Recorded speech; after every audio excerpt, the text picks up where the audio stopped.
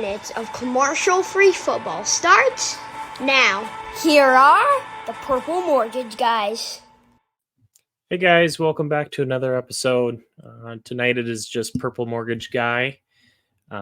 Brent is without power and we've got some issues, but it's been a couple days now since the Vikings lost to the Bengals in overtime, 24-27. Just wanted to get some thoughts out there before it's too late, and then we'll all probably get together and talk a little bit more about Nick Mullins and our upcoming matchup against the Lions, which will be a big game. Super tough game to watch, and to watch us let slip away from us. It felt like we were, in the driver's seat all game, and then we give up 21 points in the fourth quarter and lose in overtime. Couple takeaways. Offense moved the ball a lot better than we've seen in past weeks. Nick Mullins actually played really, really sharp outside of two awful turnovers. The turnovers were definitely costly and ill-advised. But I think as a whole, our offense looked a lot more like what we've seen it to be. Nick Mullins had like a 78% completion percentage, threw for over 300 yards, and is just pressing a little too much. I think there's a lot of stress and criticism on KOC and his failed tush push with our lightest player on the roster being utilized to give Nick Mullins a push. As frustrating as that is, I think it was probably more so lost at the center position with Garrett Bradbury. He's kind of an undersized center, and at least the second one, he really gets pushed back into Nick Mullins, and I don't know that having a bigger body like Josh Oliver pushing him into Bradbury getting blown off the ball helps the situation there. You can kind of see Nick Mullins loses the ball for a second, and that's just because Garrett ends up in his lap so fast. You'd like to think that with a guy like Ty Chandler averaging 5.7 yards a carry, that he gets at least a crack at it, but it's easy to say that in hindsight when we've been fairly successful at the quarterback sneak all season. But just a tough game overall. I've got a lot of thoughts about this. I'm really interested to see comments in the comment section. I think there's a lot of emotions for Vikings fans right now, whether that's kind of built up frustration with KOC, the turnovers by Nick Mullins, and where we go from here. Does the season have any hope? If you enjoy our videos, please hit subscribe. It's our goal at the beginning of the year appears out of reach now, but we set a goal to hit 500 subscribers. A lot of that is on us. We've been a little less consistent in recording, but we're working towards getting better with that. So please subscribe. Stay tuned for future content. And I just kind of wanted to break things down a little bit. So I already kind of hit on it, but I thought Nick Mullins looked really good. Unfortunately, his two mistakes are hard to ignore. They were pretty brutal mistakes. The second one I could kind of feel coming because it was going to be the second consecutive sack that probably was going to take us out of field goal range. A lot of quarterbacks in that situation, they've got so many "don't let this happen" in their head. Don't take another sack. Don't turn the ball over. And I think the stronger voice in his head was, "I can't take another sack." Tries to throw out of it too late. Unfortunately, stays on the D lineman's body and as a turnover. So it's really tough. I'd like to think, although Nick Mullins has a gunslinger mentality and you're going to get those turnovers with him, I'd like to think with more reps, that's something he can clean up. I do believe that Nick Mullins gives us the best chance to win moving forward this season. As intriguing as Jaron Hall is as a prospect and how good he looked in the drive or two that he had against the Falcons, I just think that more veteran presence who can run this offense kind of as KOC intended this season, and Nick Mullins has got to be the guy. Now, if we lose, I talked to Tanner and Brent a little bit today. If we lose another game or two, and it's not looking like the season's going anywhere, maybe even playoffs is out of reach at that point, We would like to see Jaron Hall for at least a game and see what he's got. But surprisingly enough, it doesn't feel like we should have an opportunity, but the NFC has just been a mess, and the Vikings have still a pretty darn good shot of getting a six or seven seed. It's been a weird year. The good teams have almost all had pretty ugly blemishes on their record. The Cowboys have lost to the Cardinals. They looked really bad against the Bills, who have not been your normal Bills team.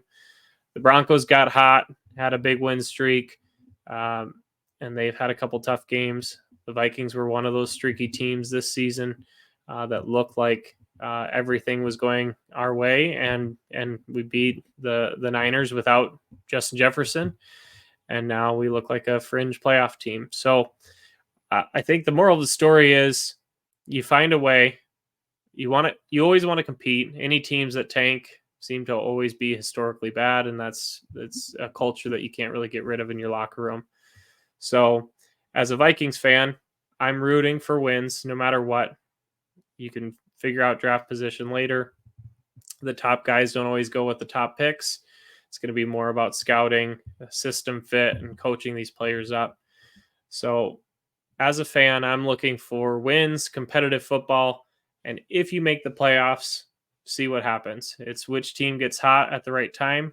Jordan Hicks was designated to return today. That'll be a big get back on the lineup. Hopefully Brian O'Neill's back in the future. One talking point for the Bengals-Vikings game is a lot of fans have been clamoring for Ty Chandler to get his opportunity, and he took full advantage. 5.7 yards a carry, was a good threat in the backfield as a receiver with 3 catches, 25 yards. Just looked really dynamic with the football. And KOC's made comments that he's going to get more of a featured role. So some good things come in losses sometimes. Like I said, Ty Chandler got his opportunity. I do think Alexander Mattison has looked improved the past few games. So I'd like to see a heavier role for Ty Chandler, and then still have Madison as a good solid back who can pass protect and pick up some tough yards as a bigger back. So those are all things that we have that are working for us. I think if you get into the playoffs, any team in the league has a shot. Now, would we be an uphill battle against the 49ers of the world? Yes, but you never know when Christian McCaffrey could go down. Like, injuries are happening like crazy every single week in the NFL to critical players. And so you get into the playoffs, you get as healthy as you can, and you never know when you're going to go on a rush or a run.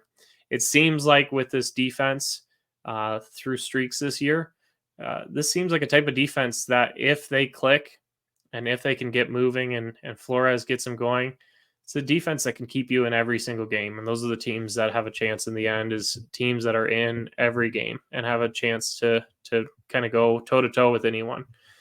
The Vikings really haven't gotten blown out, and it feels like almost every loss this year has kind of been a little bit self-inflicted.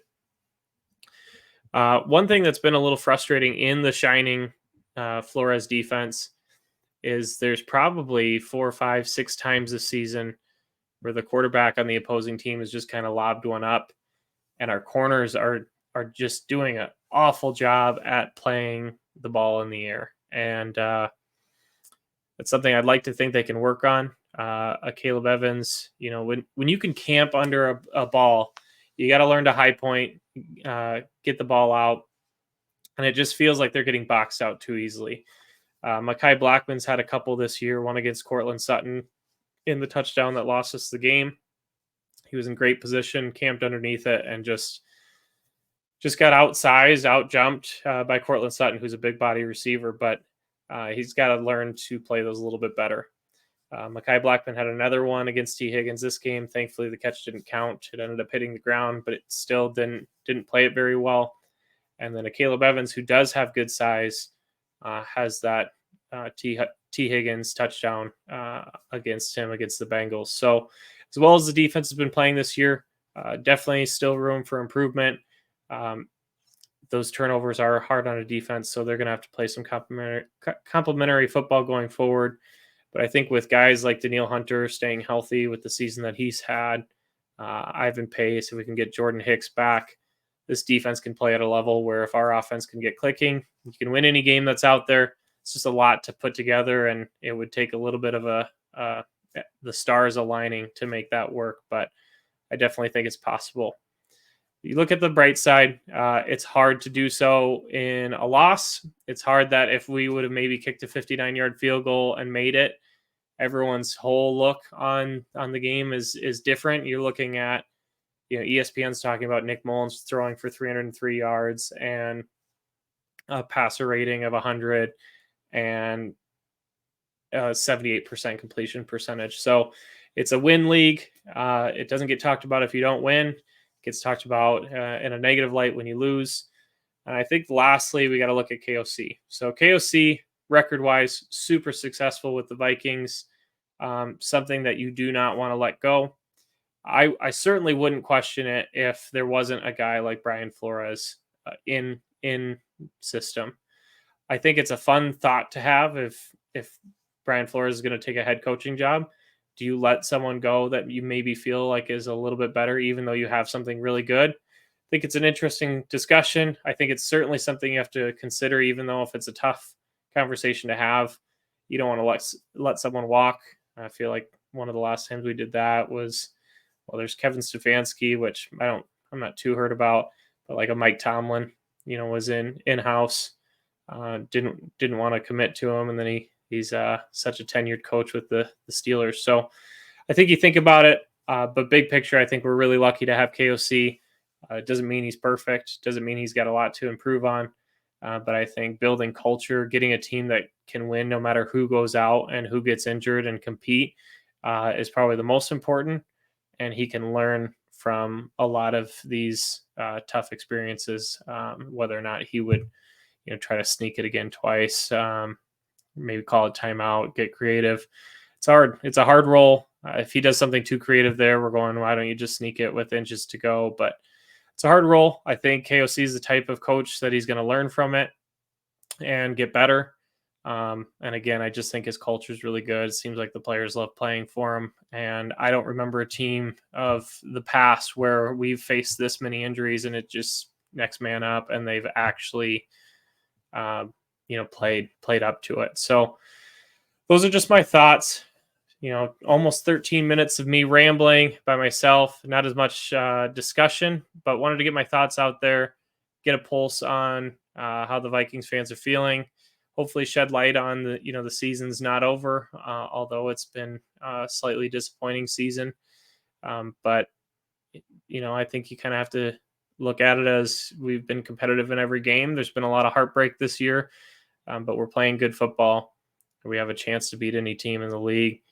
And every year it's just whatever team gets into the playoffs, who's hitting their stride at the right time and who can stay healthy. So comment below what you think, what your feelings are, how you feel about Nick Mullins moving forward, what your plan would be at quarterback, and thoughts on KOC as a head coach. Put that down below. And hopefully next time we'll be back with all three of us. One more reminder to subscribe and hit the notification bell and catch our next video. Thanks.